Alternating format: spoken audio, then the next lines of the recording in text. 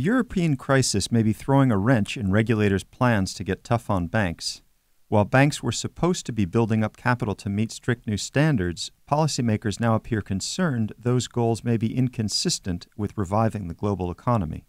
In an action plan presented to governors of the International Monetary Fund on Saturday, IMF Managing Director Christine Lagarde spoke of repairing banks. She stressed the importance of assessing capital needs and advising on how they can be met without triggering further deleveraging.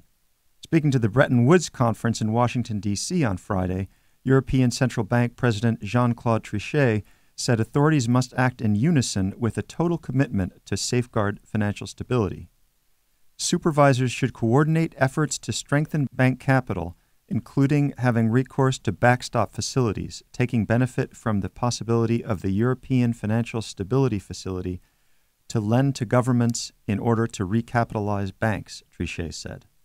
These statements appear to represent a policy shift, says regulatory consultant Nick Paraskeva.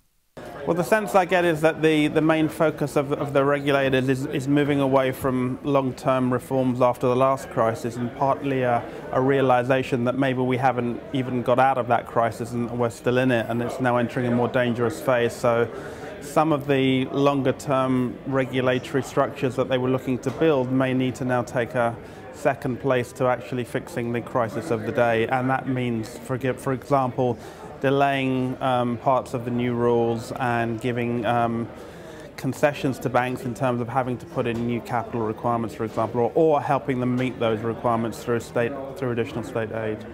A loosening up of policy may benefit markets, argues Robert Contri, U.S. financial services leader at Deloitte.